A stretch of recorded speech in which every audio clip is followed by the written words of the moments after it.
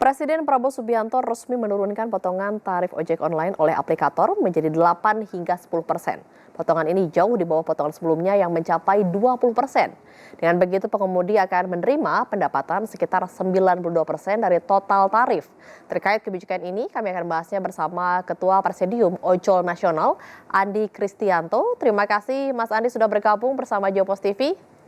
Ya, Mbak. Selamat malam. Ya, Mas Andi, bagaimana tanggapan teman-teman ojol terhadap keputusan Presiden yang menurunkan potongan tarif dari aplikator? Oke, Mbak. Jadi gini, untuk teman-teman sebetulnya mengapresiasi ya upaya Presiden Republik Indonesia Bapak Prabowo Subianto yang ikut memperhatikan tentang kesejahteraan mitra driver ojol yang ada di Indonesia. Namun ada bagian juga yang akhirnya menjadi polemik bahwasanya di angka 80% ini akan menimbulkan suatu permasalahan yang baru. Ya karena memang tidak semua kawan-kawan khususnya mitra driver online yang memang bekerja sebagai driver aktif itu menginginkan 8% ini terrealisasi karena banyak faktornya, Mbak, seperti itu. Oke, jadi ya silahkan lanjut Mas Andi. Ya, jadi ya memang kita juga tidak tahu ya 8% ini sebetulnya angka yang sudah dilakukan mungkin bahasanya melalui survei ya kan atau melalui kajian-kajian yang komprehensif atau bagaimana ya kan, karena memang kalau kami lihat dari 8% ini adalah angka yang mungkin ya dinilai kurang bijak lah ya. Kurang bijak, kita kan juga tidak tahu ya 8% ini dari mana, perhitungannya bagaimana, ya seperti itu, Mbak.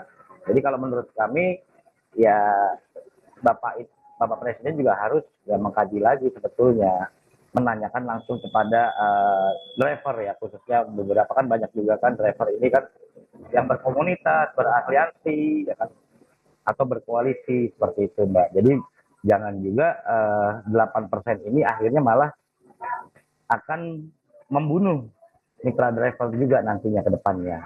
Seperti itu. Oke, secara pendapatan memang ya kan pendapatan memang naik karena potongannya lebih kecil ya kan. Tapi yang harus kita pahami juga apakah di saat potongan kecil pendapatannya itu bisa menjadi lebih naik, tapi orderannya bagaimana? Kan seperti itu. Itu juga yang harus diperhatikan. Itu juga sih. Jadi pendapatan itu kan juga tergantung dari customer ya. Kalau customer sekarang potongannya 8% ya.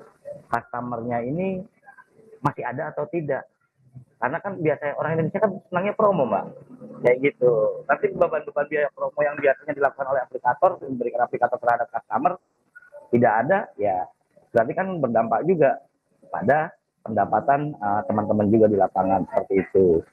Andi, kebijakan ini sudah sesuai dengan tuntutan yang selama ini diperjuangkan oleh teman-teman ojol atau memang sebenarnya ada masalah lain selain potongan tarif yang memang menjadi konsen dari teman-teman ojol sendiri? Iya, sebetulnya yang menjadi concern kita adalah berbicara masalah payung hukum, di mana pada saat itu pemerintah memang menjanjikan pada era Jokowi juga sudah menjanjikan bahwasanya ojol ini akan dilindungi dengan payung hukum berupa undang-undang sebetulnya, Mbak, bukan perpres, ya kan? Karena kita melihat perpres ini kan juga bentuknya masih bentuk diskresi juga, gitu, di mana kita diakui sebagai pekerja platform digital, namun untuk transportasinya tidak diakui karena bertentangan, Mbak, dengan Undang-Undang Nomor 22 Tahun 2009 yang mengatakan bahwasanya roda 2 itu tidak bisa dijadikan angkutan transportasi umum dikarenakan faktor keselamatan seperti itu. Nah, itu juga yang harus sebetulnya kita lihat juga seperti itu, Mbak. Oke, berarti Jadi permasalahannya sebetulnya di kemitraannya.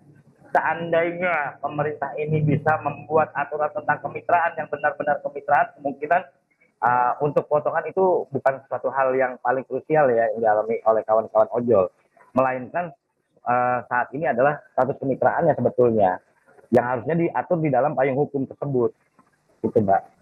Oke, baik, berarti sebenarnya yang menjadi concern teman-teman ojol di sini adalah payung hukum yang sampai saat ini belum menjadi undang-undang seperti itu ya Mas Andi. Kemudian sebenarnya tadi Mas Andi bilang masalah kemitraan. Memang kemitraan yang diharapkan teman-teman ojol kemitraan yang seperti apa Mas Andi? Ya, kalau bicara kemitraan kita ini kan sebetulnya dengan aplikator itu kan sama-sama sebagai pelaku usaha ya Mbak ya. Dalam artian seperti ini, kita sama-sama mengeluarkan yang namanya investasi berupa barang seperti motor, ya kan kita menggunakan motor sendiri, handphone menggunakan handphone sendiri, dan yang lain-lainnya pulsa kita beli sendiri, ya kan.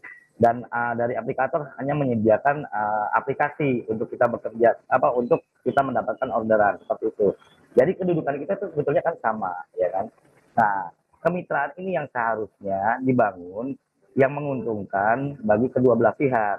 Kalau selama ini yang terjadi adalah memang status kita dengan aplikator itu sebagai mitra, tapi secara operasional di lapangan kita harus menuruti apa yang menjadi program-programnya aplikator seperti itu. Nah, ini sebetulnya yang harus diluruskan adalah kemitraannya di situ. Ya, Mas Andi, selain menurunkan potongan tarif, pemerintah juga akan membeli saham aplikator ojek online. Menurut Mas Andi nih, apakah langkah ini benar-benar bisa memperbaiki kesejahteraan teman-teman ojol atau seperti apa? Ya kalau bicara masalah pemerintah itu andil, ya kan membeli saham, ya kan. Ya sebetulnya itu ada satu hal yang positif juga, ya kan, di mana mungkin bicara masalah kesejahteraan mitra-mitra driver ini agak lebih diperhatikan. Tapi itu akan menjadi permasalahan yang kompleks seperti itu. Ya mungkin kalau kita lihat dari segi perlindungan kita dengan pekerjaan, oke. Bicara masalah perlindungan BPJS kesehatan, oke, ya kan mungkin bisa di handle oleh pemerintah. Tapi lagi-lagi, ya kan, kalau kita melihat apa yang dilakukan pemerintah untuk apa namanya bicara untuk kemaslahatan ya, untuk masyarakat umum kan masih kurang tuh Mbak, layanan-layanan ya. Layanan yang diberikan kepada masyarakat terkadang kalau pemerintah itu agak sedikit beda lah dengan swasta punya, kan begitu caranya. Cara men-treatnya itu berbeda. Seperti itu Mbak. Ya mudah-mudahan sih tidak seperti itu. Namun ya kan jangan juga dijadikan ajang saham ini sebagai apa ya? Sebagai kesempatan para elit, para pejabat untuk ikut ke dalam dunia usaha seperti itu, yang mungkin nanti lebih besar